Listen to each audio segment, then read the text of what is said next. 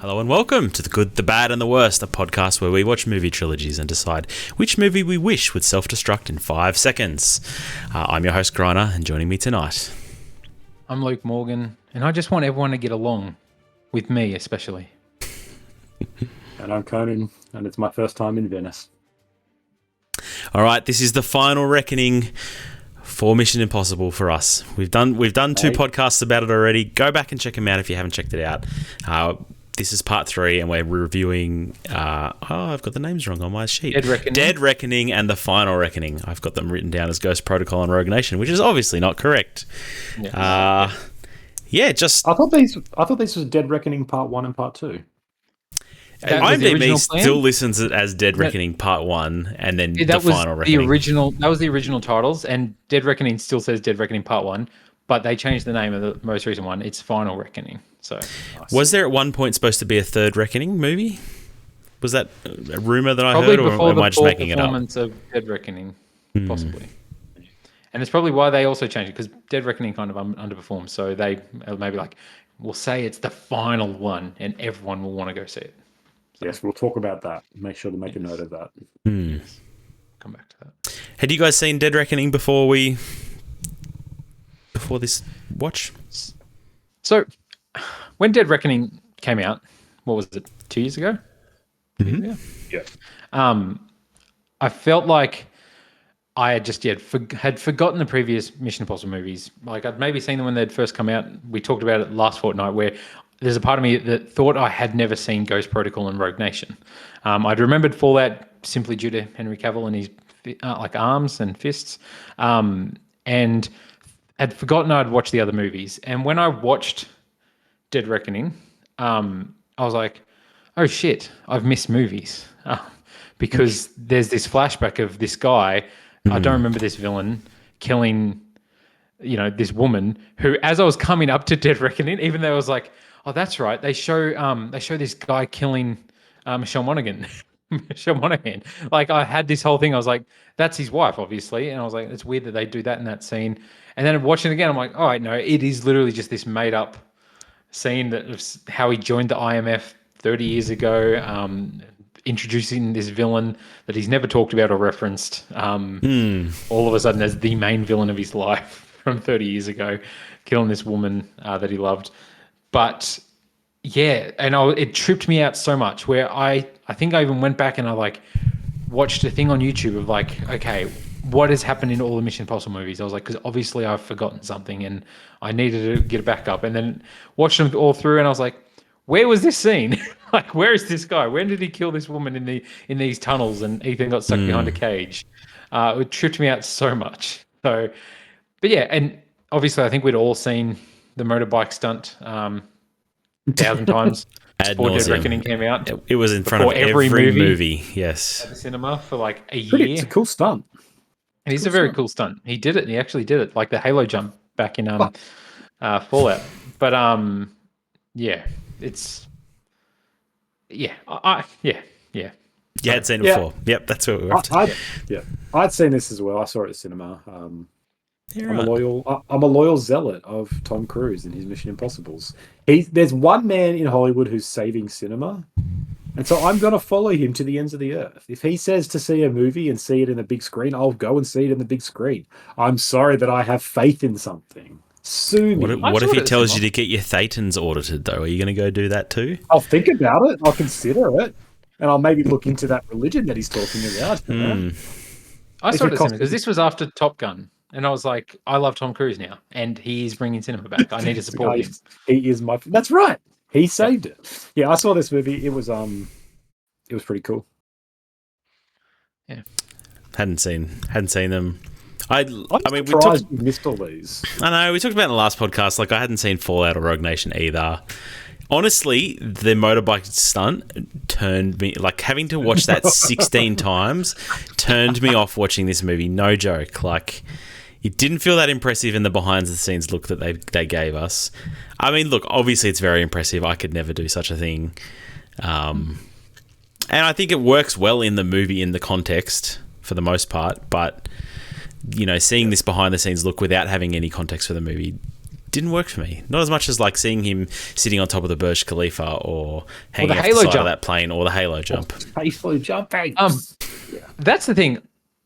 And it's interesting because I think this is really the first time where they were really like, this is our main marketing thing, is the stunt that's going to be in this movie, where I really feel like for both of these movies, it's a detractor. I shouldn't know so much about a certain scene in a movie before seeing it, where I know exactly how it's going to play out. It takes away from when I watched this in the cinema, I had no emotions during that scene. I had no feelings. I wasn't like, oh my God, he actually did this. This is crazy. Where if I'd seen that there was an article online about he did this stunt where he drove a motorbike off a cliff, and then I saw it in the movie for the first time, I'd be like, holy shit, this is crazy. It took away all the feeling for me. And even, I don't want to jump ahead too much, but with The Final Reckoning, I was watching that movie and like, oh, well, something still has to happen because there's the plane stunt that he hasn't done yet. And Did they market it that? Because I don't remember the marketing for The Final they marketed Reckoning. the plane stunt and they marketed the underwater stunt. Underwater, yeah, right. I didn't see the underwater one. I don't remember that. The underwater one was more of a recent one where I didn't know too much about it, so I was still pretty amazed by that. But the plane one, I was like, oh, there's the red and yellow plane. Yeah. He has the weird hair where it's like when it makes him look like he has a bowl cut. I like it does, was yes. yeah, you know, and I'd seen that scene so much in my head where I was watching The Final Reckoning and I was like, well, that scene still has to come. So I know that it's not going to end here. I was like, there's still this whole other thing that's going to happen. Where I feel like it does take it away and they need to maybe pump the brakes on that a bit. But maybe it's I agree. Like, it's a problem with movies now is like, you know, the dilemma of marketing of like what because to bring an audience in now, you need to make it worth their while. People aren't going to go and take a chance on anything. People are seeing movies that they think will quote unquote like mean something or make an impact, and that's why, you know, Marvel film, like spectacle films, are the only things that are marketed, and that's why you have movies like that. There's that vampire movie Abigail, I think, where like the whole movie is predicated on this twist that happens midway through, and they tell you that in the trailer because no one's going to go see a movie unless you know that twist. And it was just, you know, kind of ruins it all, and it's a real problem. It's like, how do we get people in? Well, we've got to show them why they should go to this, rather than titillate them with just like, you know, just showing Tom Cruise being cool. They're going to actually show something. It sucks, but especially with Dead Reckoning, I agree with your point. Like, that whole bike jump scene at the end is kind of, it loses all impact. I'll always remember Griner talking about the movie 65. The dinosaur. The dinosaur. The trailer one. revealing the dinosaur twist ruined it for him. Where he's like, "Man, if that had been revealed in the movie, that would have been such a cool twist to have happen. Like, he actually just went back in time. He's not on another planet." But yeah, good example. I never watched it because of that. Same. They just Same. gave it all away. Nobody did. Yep. Nobody did. Yep. All right, let's do some stats. Stats. Dead Reckoning Part 1 came out in 2023, had a budget of $291 million, made $571 million at the box office. The Final Reckoning 2025, $400 million budget, has so far, after the opening weekend, made $200 million. Critical reception, 81 for the Dead Reckoning Part 1, 67 for the Final Reckoning. $400 million. Yeah, that's a lot of money. I thought Dead Reckoning Part 1 was like a total flop, but it hasn't done that badly, right? I think Comparable with the other movies where it's got a much bigger budget and then didn't have a bigger return. I mean, add to that Hollywood accounting and it's probably making a loss, but... marketing's usually like the budget again, loosely. So, I mean, I don't know if that's the case of this, but if that is, that'd be $600 million. But also, like, I don't know if this accounts for like the costs endured in... It does for some, but like, the delays in the reshoots. Yeah, sure. COVID stuff. Like, I think, that gross was not considered a... It might have been considered like it was in the green ever so slightly, but, you know, in a movie like this, you can't... It's not enough to just make your money back. You've got to make a decent profit as well to be considered worthwhile. And again, on the heels of Maverick, which was touted as, you know, over $1 billion at the box office earlier that year. Like, I don't know if people expected the same thing just because it was Tom Cruise again, but I kind of had this thing of like, oh, he's going to have these two huge movies this year, and this one kind of came and went. Where it is surprising on the heels of Maverick that it didn't have that, you know, that Tom Cruise couldn't draw an audience again. It's a bit surprising. Yeah. I guess we really underestimated people's love for Top Gun. Top Gun made $1.5 billion. Yeah, like it killed at the box office, man. That is not like I knew it made over $1 billion, but 1.5, that's insane. Like What a yeah. banger movie. Let's do another pot on that. This movie is long, low. We haven't even, hey, hold on. Do you think 81? We're still in stats, True. Luke. You're jumping ahead. All right. This Statistically, this movie is very long. This podcast is very, very structured, Luke, and I will not have you ruining the structure. Critical reception of 81 for Dead Reckoning feels high, right? I'm not the only one who feels that way. That is higher than I realized. I feel like I'm gonna probably be more positive on this than you guys are, just by hearing the way you guys have been hitting all over them. But 81 is a bit higher than I expected. Yeah. Like higher than Rogue Nation is kind of weird in my mind, and Yes. higher than Ghost Protocol.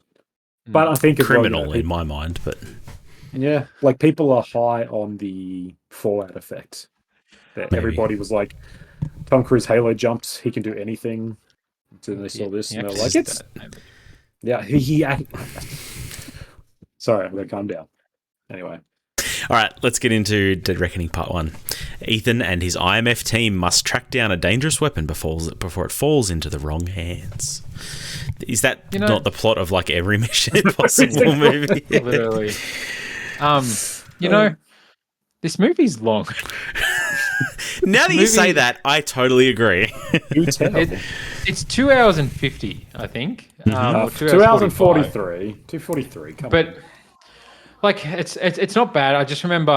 I remember coming into this being like, oh, that's right, this is the long one. And I feel like this is the only Mission Impossible film I'd actually seen multiple times. Like, because I went and watched it at the cinema. Then when it came out, like on demand, like a month or two later, I watched it again, like with my wife, where I was like, oh, let's watch that movie. You didn't see it. She fell asleep. So then the next day, I think we watched it again. So because she had fallen asleep for the second half of it. Yeah, I like this movie. I really like this. I remember coming out of the movie and like, I really like this movie. There's the set piece in this outside of the motorbike. The train scene, I really like the train thing. It reminds me of Uncharted too, one of my favorite games. Like there's actually quite a few Uncharted stuff throughout these movies, like the plane cargo thing. But and it's Hayley Atwell, isn't it? Like obviously she comes in as the new thing. They ditch Ilsa Faust halfway through this movie for her. Trade her for a younger model. I don't know if that's. I don't know. I've seen a lot of discourse in the last week, and so I wanted your guys' opinion. How do you feel about the chemistry between Hayley Atwell and Tom Cruise, as opposed to his chemistry with Rebecca Ferguson? Yeah, wasn't the biggest fan of Hayley Atwell in these movies, to be honest. I think she's an okay actress. Like I like her in some other things. The Black Mirror episode's really good, but like. Yeah, I much prefer Rebecca Ferguson and Tom Cruise together. I think they have so much more chemistry than these two. Yeah, there's definitely I was talking to a friend at work about this, and he was, I think it was someone, and they were suggesting that it was like, he almost felt like there was going to be a father-daughter thing, like a reveal of like maybe he was his daughter or something. And watching it with that lens, I'm like, there is a bit more of that energy where she is much younger than him. And there's not quite the romantic connection that I think in this one they're hinting at. They kind of abandon that in the second one and make it a bit more of just like, I'm your best friend. Really? Yeah, because there's just a lot more like, I'll never let anything happen to you, but it's more of like, Daddy Ethan, who will never let anything happen to any of his anybody. The whole earth her is his bringing child. him back. Like, Yeah. I don't know. I think that scene's more impactful if that's Ilsa Faust and it's more of like the romantic thing between. I think them. it's a different scene. I think if Ilsa did it, it would be like. But I think it's charged. I got it. Electricity. No. I took from it that they were romantically linked in the second one. I didn't see no penetration. Did you?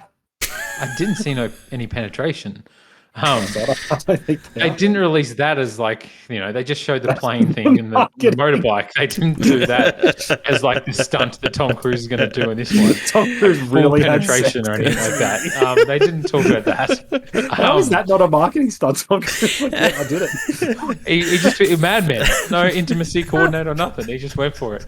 Just let him.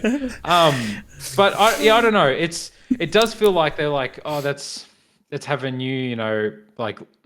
I thought I read it as a new romantic interest. No, I think it was meant to be. I think it was. Sorry, I'm not saying that this friend on me read it as a father-daughter, but it's like there's like an off energy to it. Is my point that it feels like they're trying to be sort of like some sort of attraction, but it doesn't feel romantic. Like it just feels a little bit more like, and that's I think where it's like, is that what they're hinting at? Are they trying to do this? They're not. Like there's never any father-daughter in it, but it's all this to say is I think you're right. Like they don't work as a couple. And I think in Final Reckoning, they kind of give up on trying to do that. It just becomes more of we're all part of a found family.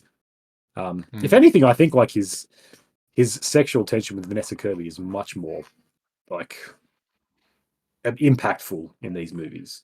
And, there's obviously the femme fatale thing there. She's like an antagonist more than anything. But Rebecca Ferguson is superior. It's a shame they have to basically kill her off and then just replace her.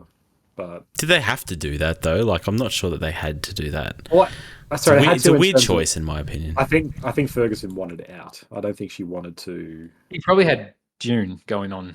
Probably. Like I think she had June at the time. She had that show with Apple, Silo. I think she's got other stuff. Like she's very busy. So I think part of it was like that. I don't know for sure. But yeah, his chemistry with Hayley Atwell is a bit off. Pom Clementif, I think like they've got some kind of crazy energy as well. She's really good. She's really good. She's fun wherever she shows up, I feel like. Yeah. All the new additions in this I think are really good, except for Gabriel. Gabriel's a dumpster fire of a villain. A really poor villain that they try and set up as like this is the big bad of all of it. Like it's a shit choice. It just doesn't work. That retconning is not. I don't have a huge problem with it in terms of like these movies' plots are nonsense. The backstories are all nonsense. I don't have a huge issue with them being like introducing new facts. It's just the problem is Gabriel is so bland, and he's just like he's literally like I'm the avatar for AI. It's like you are void of anything. How did you guys think about the whole AI plot? Like, feels. I suppose it's timely, but I feel like it's been done a million times by now. There's two things. It feels timely, but then in the same way where it feels dated, because looking back at it, even now where we are as opposed to 2 years ago, and they're talking about, oh my god, AI is this crazy new thing, and like look at it, it's so smart, and it's kind of just like it feels like old people talking about AI. Yes, in a way, like it feels like my parents could watch this movie and be like, oh, this is horrible. Like this is what's happening with us. Like, have you seen what Donald Trump said? Like AI is going to take over the news and all this sort of stuff. Where it's just like, chump. ChatGPT is going to be nuking you before. And but I don't know, the fact that he goes into this like chamber to talk to it as well, like and he's like got this helmet on. That's in the next one. That's in the next one, not in this one. The AI is talking to him, and it's just like, oh man. We're just talking about Dead Reckoning Part 1. That doesn't happen yet. Here's my theory. It's not about... AI is a metaphor for the death of the film industry, right? It's a metaphor for like legit. So hear me out. It's a metaphor for streaming and for the collapse of the cinematic experience. And Tom Cruise... I got that. Tom Cruise is Ethan Hunt. He's the only man who can save the world from AI or cinema from... the death of what it's, of content creation and YouTube and streaming and all TikTok.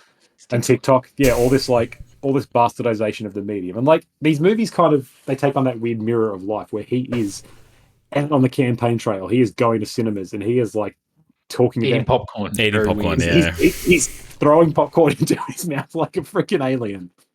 Like he's seeing Sinners and he's telling everybody that Sinners is an amazing movie and like everyone should go and see it. Like he is out there really actively being like, we need to save this medium. This is an incredible art form. He's committed his life to it. And AI very much feels like a sort of an almost on the nose parable for that of like, we've created this with technology has created a the most helpful thing ever. There's movies all the time, and he's like, no, this is going to taking away the human element of everything. That's right. Take away the human element, and it's ultimately going to destroy this this medium and this industry. And I think having that in mind, like, it works a lot better because you're right. It's a pretty bland villain. AI is it's an easy catch-all of just like technology. What does that mean? But like it's I got that read as well when I watched it, and I enjoy that read of like it's Tom Cruise campaigning against the modern age or whatever. I think the scene that just cracks me up is like when it's like, oh, the AI has organized all of us to be at this party, and like they turn around and all the screens like light up like as if like the AI's like, yes, it was me. I'm the computer, right. and you're all here because I told you to be. How good is it to have Kittredge back? Just his voice. Boy, I've been waiting for it. No, it's kind of cool though. Like, well, it is, but seeing this the first time, I'd never seen the first one, so I'm like, who the hell is this guy? Why do I care about this at all? So only now watching it, I'm like, oh, Kittredge is meant to be relevant. Yeah, he barely aged for 30 years later. That's true as well. Like, he did all right. Neither did Tom Cruise. He did, but he went the opposite way of Tom Cruise, right? Tom Cruise still looks young, whereas he looked old when he was young. That's the exactly. He's never aged after. He's the Benjamin Button to Tom Cruise's never aging. Exactly. Yeah. Grana, what's your you're like our technological guru? What's your take on this AI voodoo? As you say, like I agree. It's like this is my parents' take on AI. The thing with AI for me now is like the real AI, the real uses, the genuine uses of AI that we have now are so much more. They're more mundane, but more sinister in a lot of ways. Like it's doctoring video and taking away jobs. It's not like in the background controlling world powers or anything like that. And so the comparison with the real world is weird, but I can't see Tom Cruise out there fighting memes and doctored video. It's just not really his shtick, is it? They dip into that a bit in the second one. They do. They try to use outlets and believe in, and people believe in this sort of stuff, which is kind of more realistic because.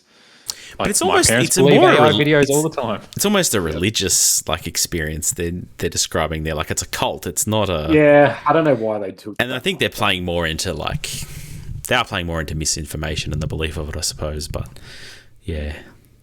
Like, I mean, it needs to be this way for this movie, right? You can't make a Mission Impossible movie 100%. where it's like, we've got to stop the ChatGPT servers from no more memes. We've got to get rid of the memes. They're destroying our children. Kids aren't writing essays properly anymore, and Tom's out there like punching some tech bro. Yeah, they've got to make it dramatic and silly. And it just fits with like there's this big villain they're all fighting against, so you have lots of time for stunts and for monologues about family and about how you guys will always be important.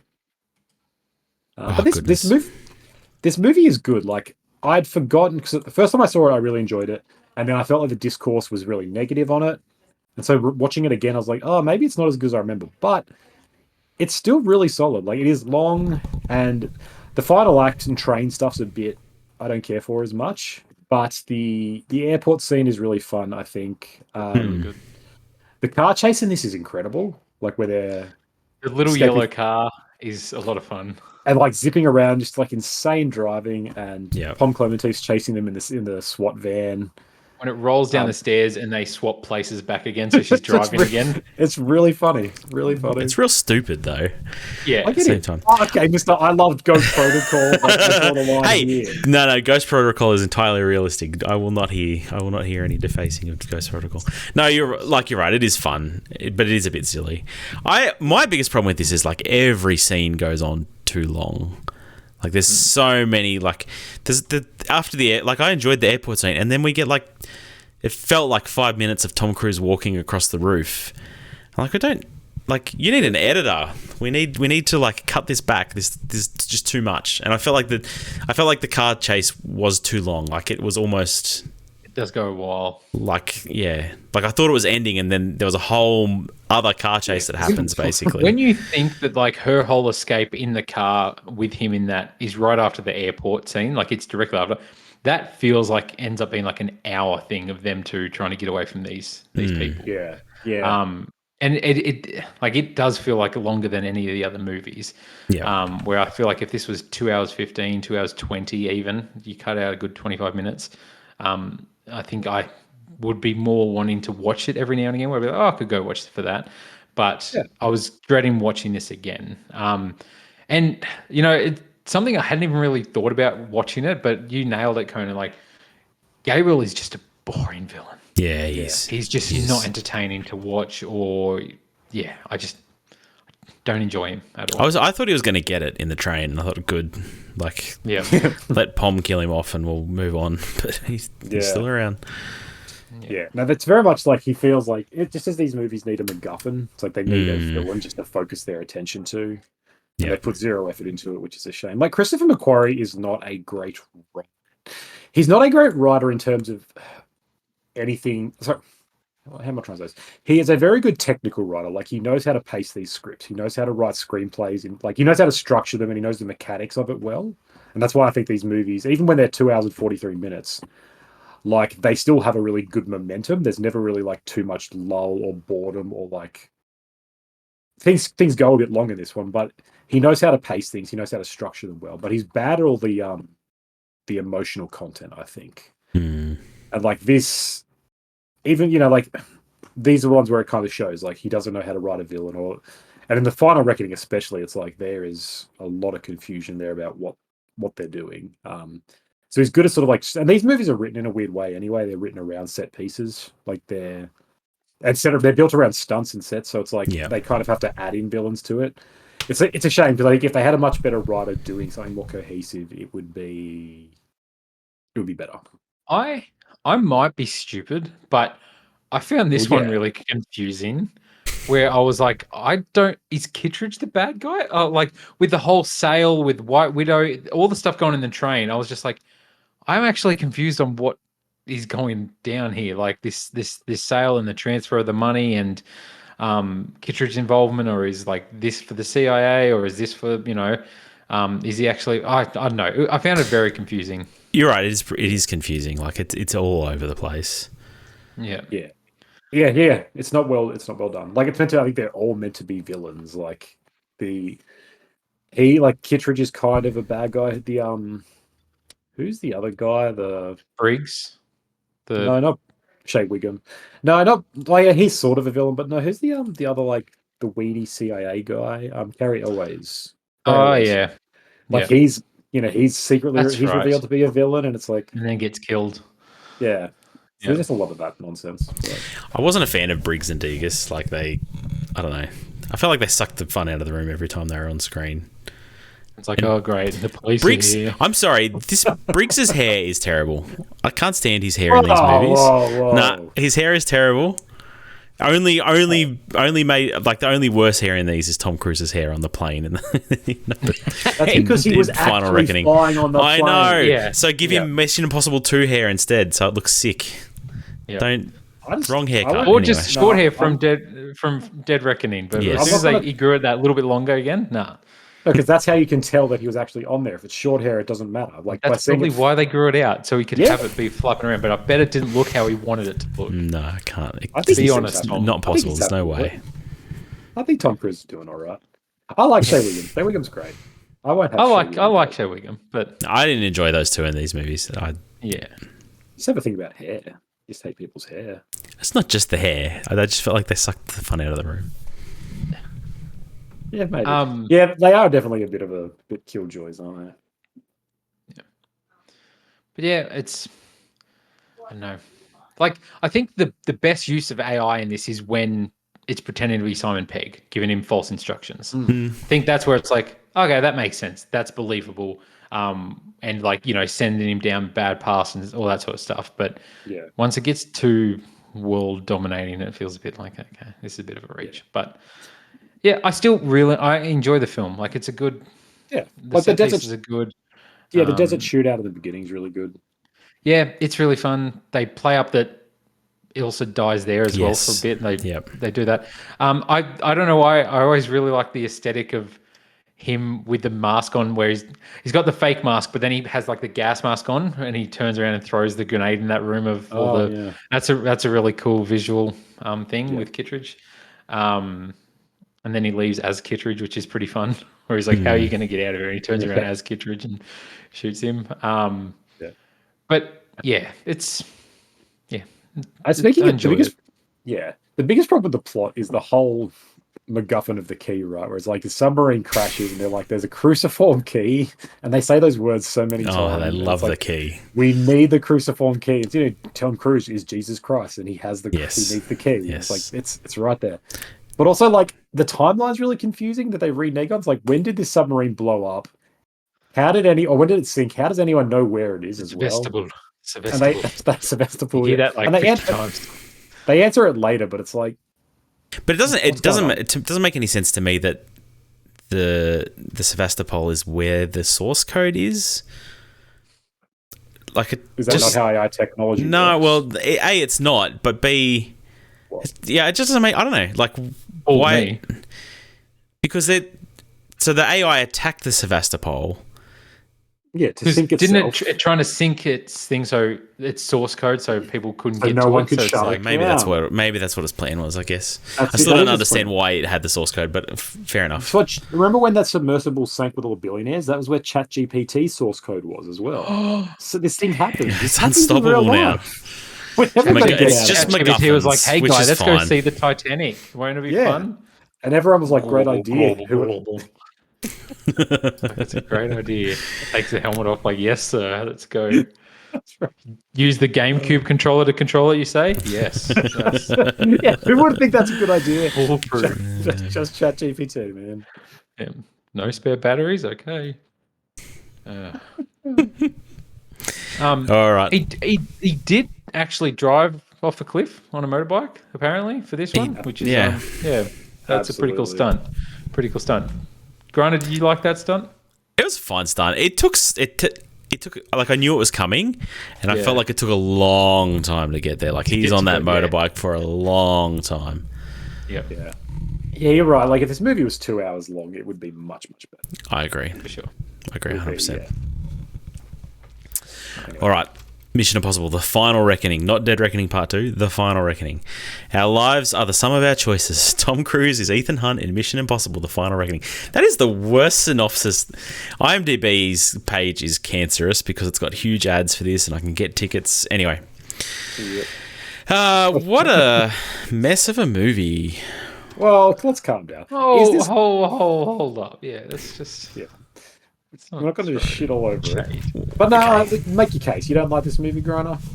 No, look, it was fine. I think it really goes out of its way to try and, like, tie the whole Mission Impossible universe together.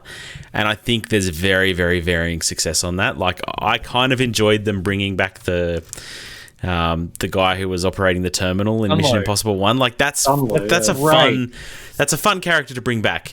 Retconning that he's actually stealing the AI in Mission Impossible 3 is kind of really dumb. Rabbit's foot, unnecessary. Like, I don't know. I feel like they're really, like, as you say, Conan, these movies stand alone. I don't think there needs to be a through line except for Ethan Hunt. And I think they try too hard to make one. I think some of the set pieces aren't great. I don't really care for the submarine very much. Oh, really? Okay. Fuck. All right. I'm sorry. Okay. Hold up. Okay. Hold up. No, man. Okay. So let me just... I agree with a lot of your points. I saw this movie in IMAX, which... Oh, okay. Me too. I think it's only the second movie I've ever seen in IMAX. I saw Interstellar a long time ago in IMAX. And so I walked into this theater, and literally as I saw the screen, there was people around me, and I said out loud, I was like, "Holy shit!"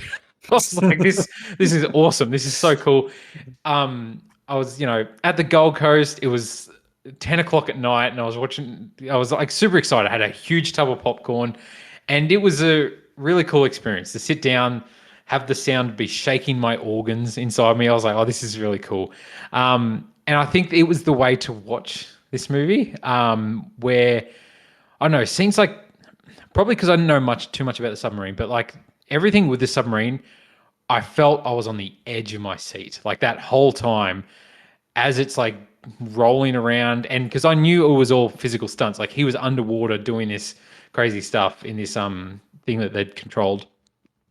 I just found that super captivating. Like that submarine scene, I was like, holy shit, this is awesome. Like I felt like I was sweating. I was like, this is nuts. Like I felt this is really tense. Way more like I enjoyed the plane scene at the end and everything like that, but I felt like the submarine is kind of like the highlight of this movie for me. Like I really enjoyed the submarine and the water scene. It's funny, the submarine is like that and the plane are the only two really big set pieces in this.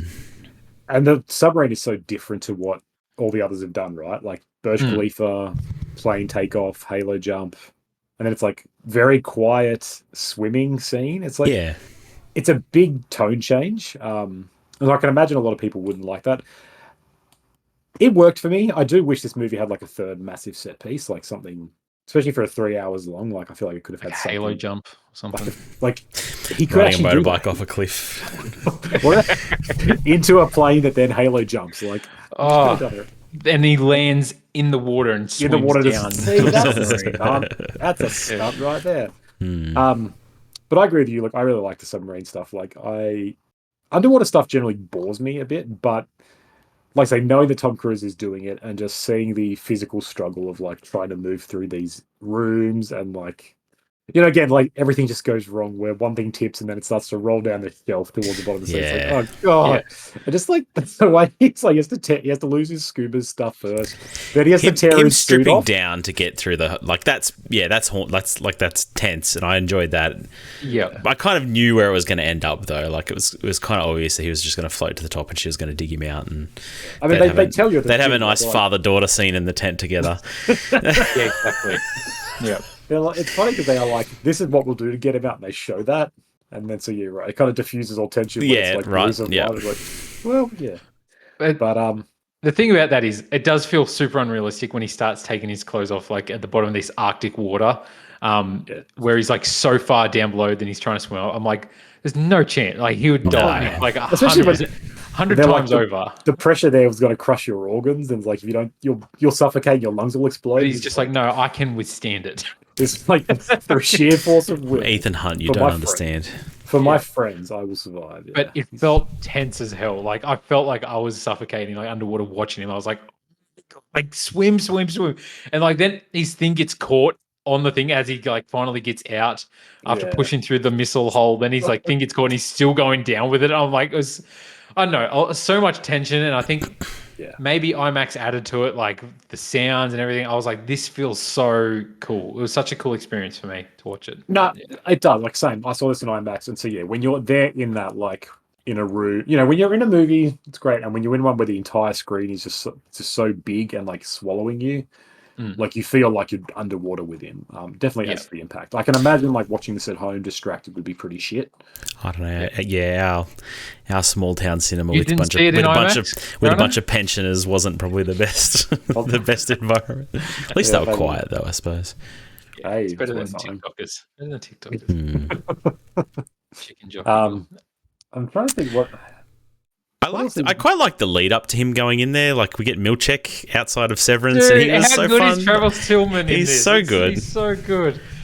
I wish he did a dance number, but I like that he's not like a jerk as well. Though he's kind of just like, oh yeah, I'll allow this to happen. You know what I mean? Like you'd think he would be the person that's like, like more. Yeah, the way that the Admiral sets him up. He's like, you know, you got to convince him that he's got to go to the surface. And he's like, yeah, let's just do it every 15 minutes. Yeah. I'm here for you, bro. Yeah. It's like, come on, what is it? Come on, mister. He's calling him mister. Yeah, why does he get called mister by everybody? Because he's old. It's just a thing. Yeah. Yeah. That like, lead was fun. His line delivery is low. Milchek's line delivery. He delivers the line so Milchek-like. Yeah. Like, okay, mister. And Conan, you need to watch Severance. Yeah, you do. Like every podcast I've listened to about this is like, oh my god, it's from Severance. Yeah. You're all losers anyway. I watch movies, not TV. Hannah Waddingham with an American accent was very strange. Is she also from? She's from Ted Lasso, and she's very British. Lord. Is everyone at Apple in this movie? Yeah, we get Nick Offerman for all of about 5 seconds. Yeah, well, yeah, him and You think McConnell. he's going to be the bad guy? You think he's going to try and shoot the president? But no. Not Nick Offerman. Yeah. Yeah, I mean, look, that's something that's really dumb. All the stuff in the like, I don't know, DEFCON, whatever it is, where they're like, we've got 3 days until the AI somehow takes all of our nukes off. And they know exactly how long it's going to take for some reason. How do you know this? What's going on exactly? They're like, our AI has told us that it's got 3 days. It's calculated It's all really dumb, but it's obviously it's like, these are world-ending stakes, so it's. If you let yourself get swept up in it, it's kind of fun. But this movie, probably more than any of the others, has the thinnest and the dumbest plot. And like, even though like the very mission, it's like, I've got to go to the Arctic water and hope that a submarine appears for 5 minutes and take me. It's like, that's the dumbest shit I've ever heard. Yeah. But if anyone can do it. Do you feel like the stakes are too high? That leads to a question of like, is this the end of the movie? Sorry, is this the end of the franchise? Yep. Because if it is, then no. If it's You're okay not with the it last in that case, yeah. I think it's a poetic send off if this is the true end. And spoiler alert, the biggest and like that's probably the biggest thing I don't like about it is that they don't commit to anything. They still end up leaving this movie open ended where going the team. Like he's got a new team, technically. Yeah. And like Ethan is still going. He just walks off into some city. And it's like, the continuing adventures. And I'm like, they kill off Luther, which is a pretty nice moment. Like it's tender, and he's, they have an emotional goodbye. Yeah. But then they don't kill Simon Pegg, even though they're really blue ballsing with it. Yep. And it's like this. If it had done like a No Time to Die, if it had killed off Tom or Ethan in like the finale, if he ate the nuke and stopped it from exploding or something, it would have been like, or it exploded and just killed him and he contained the radiation in his love. That would have been really, I would have loved that. I think that would have been really cool because it would have been a really fitting end. It's a conclusion. He's literally saved the world. I mean, they're setting him up to be a martyr, right? Like this, they're turning him into this messiah, basically. But they don't. They really don't go through with it. No. What's the go with Gabriel's final thing before he jumps into the blades, being like, only one parachute, and does it, and then like Tom Cruise puts on a parachute, and then like.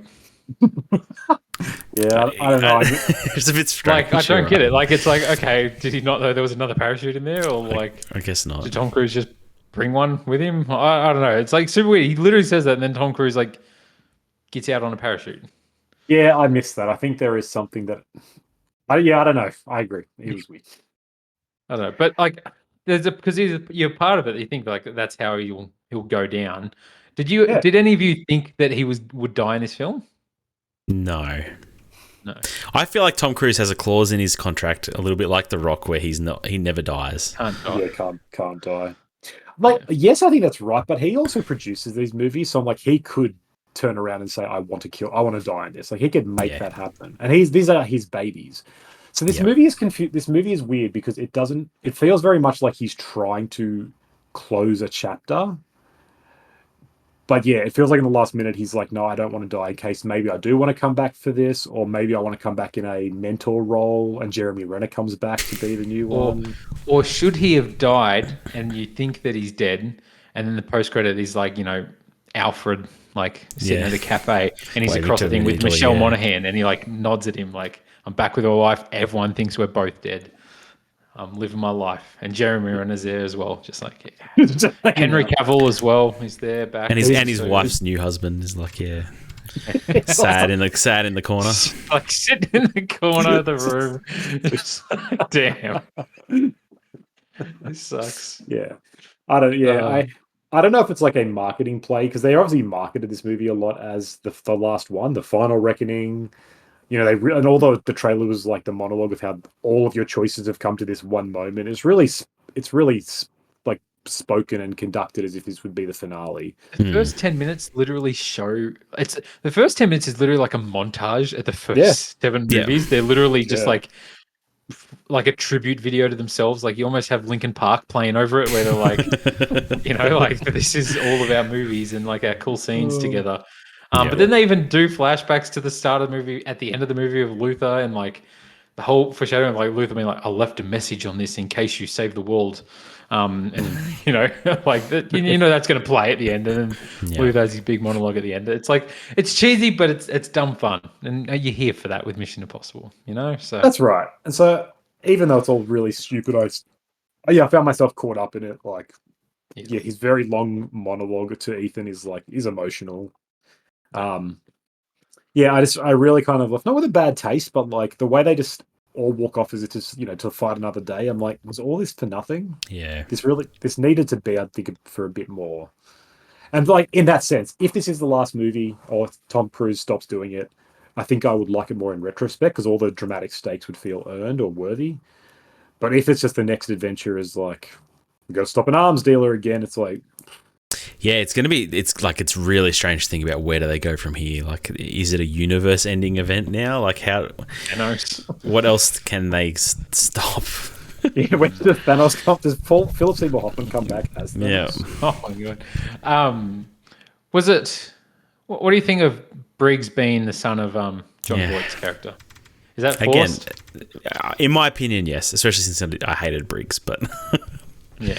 And his hair. Did you dislike his hair in this one? His hair. His hair's great. His hair is fantastic. Don't agree. There's a lot of product in it, but like that's fine. Some guys. What kind of agent has time to do that?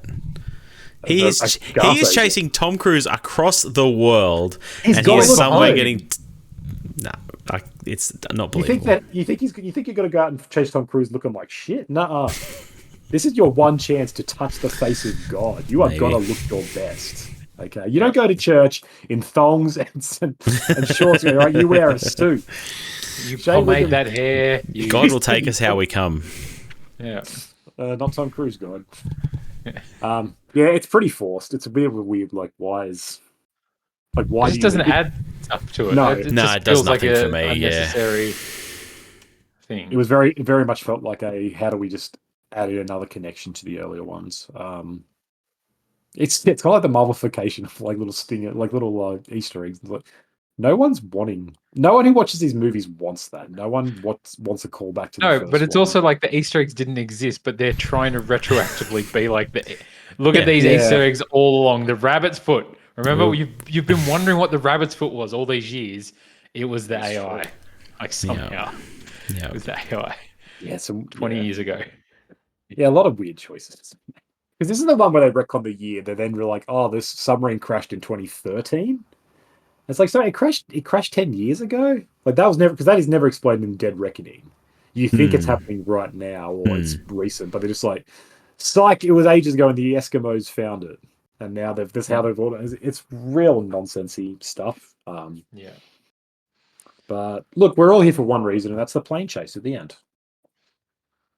It's pretty good. I was, jaw to the floor.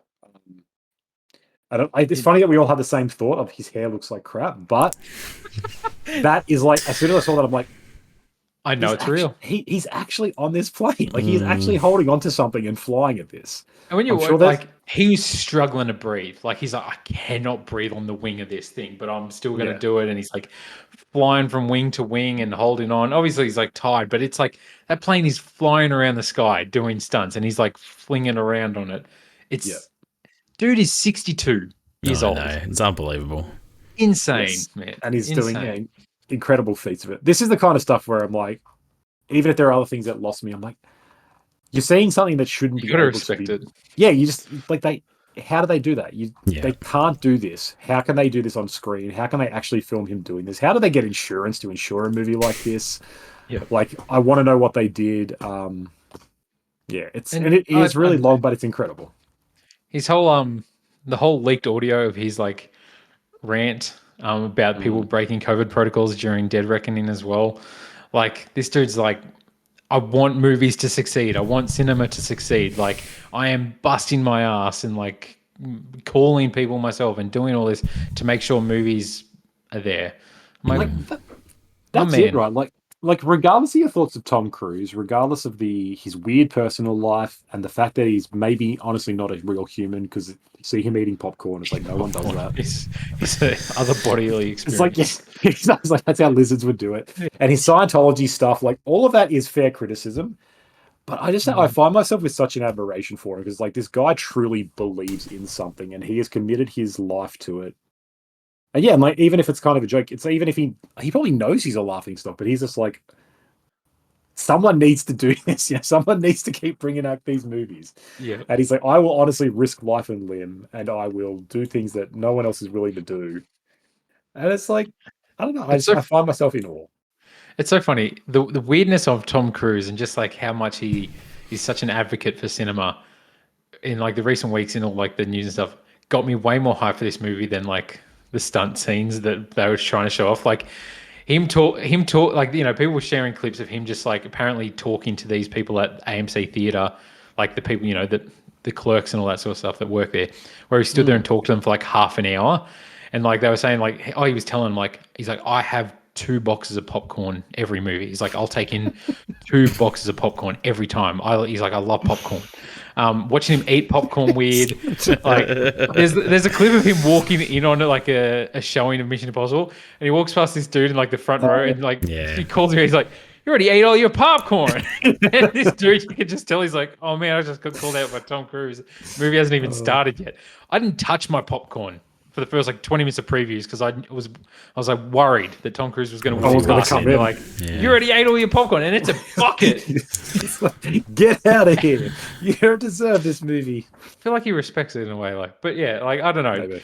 He's an interesting character. I don't know. I'm here for it if there's another Mission Impossible in 2 years again, but I'm kind of I'm satisfied with this being the end as well. I wonder if it'll do the numbers. It doesn't seem to be Lilo and Stitch has already beat it, breaking like records or anything like that, and it costs a lot to make. I enjoyed this movie, and I would respect another one. I respect Tom Cruise and what he does. Like I don't know.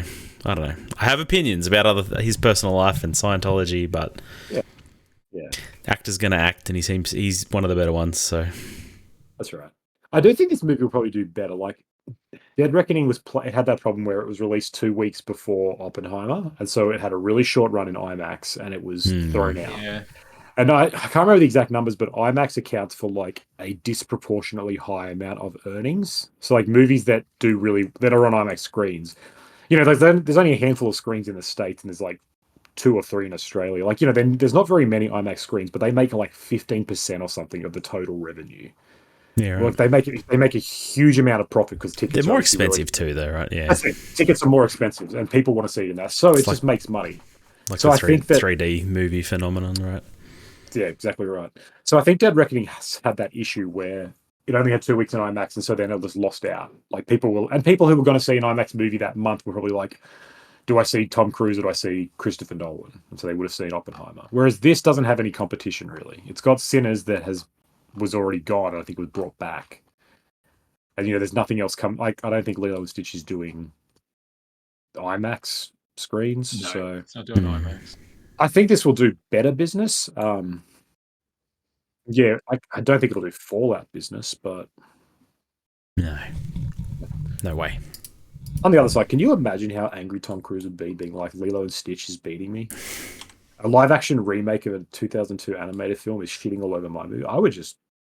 He might just be happy that movies be making money, man. Or that. Maybe he's actually there. 2 buckets of popcorn. He nearly died in the plane. I nearly died making this movie. And your little computer nerds just sat there creating this Stitch. You know what? He's probably here listening to this podcast being like, I nearly died in that plane. They're talking about my fucking hair. It's like, I knew I shouldn't have grown it that long, and they called me out for it. So, I mean, if you're listening, we love you. We love you. Come on to the podcast, please. Yeah. Yeah. And speaking of, surprise guest, Tom Cruise. Please yes. do a Halo job again. He's somewhere. He's always with us. All right, boys. It's actually, I think, time to rate the whole series. Can we rank them? Yes. Okay. Yeah. Who wants to go first? Okay.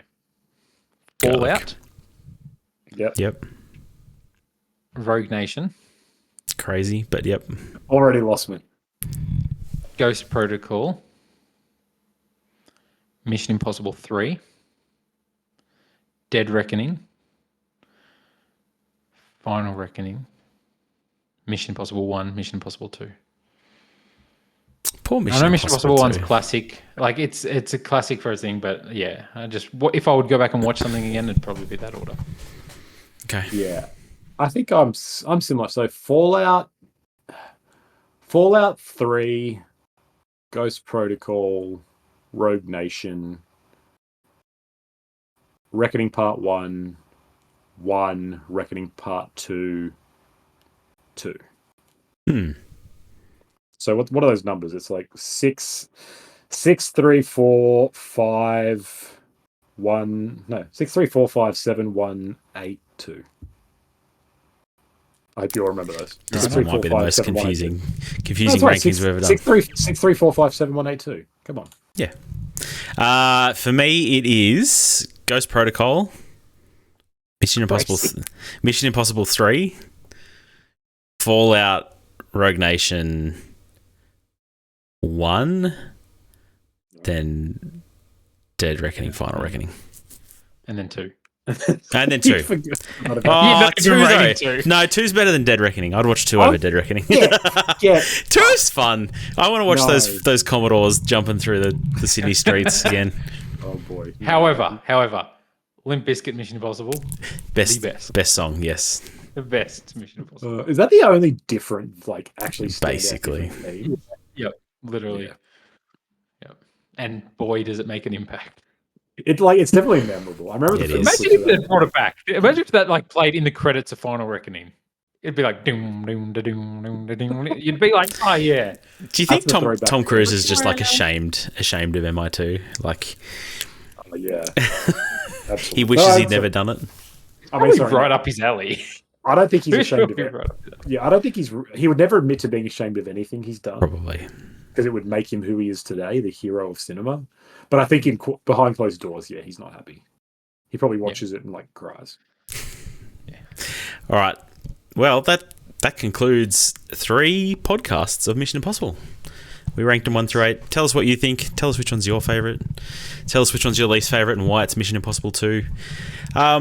Boys, what are we doing next fortnight? Because I have honestly forgotten, and perhaps we haven't actually spoken about it and decided.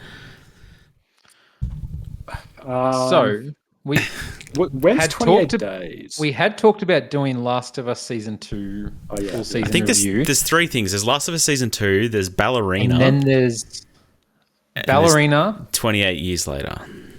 Let's do Ballerina, and then we'll do the 28 days series. I'm keen for that. That works out well. I think that works out well. We're not a TV podcast.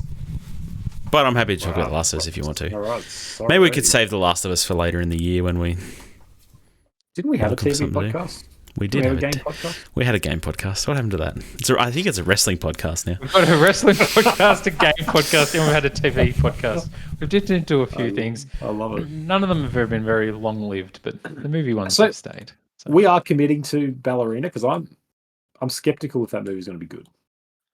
Really? All the more reason to watch it. The John Wick fan? No, I know. Like, as in, guy who even likes John Wick 2? Yeah, like the second best. What are you on about? Everyone thinks. Anyway, let's not really litigate. Yeah, let's do Ballerina. We need to. We've done all the John Wicks. There's a whole bunch of Karate Kid movies we could do, actually. No, get past. There's How to Train Your Dragon as well. No, I'm not watching that. We could do a Lilo and Stitch quadrilogy. Yeah. Lilo and Stitch 1, 2, the spin-off and the movie, TV series. the TV series, and then this live-action remake.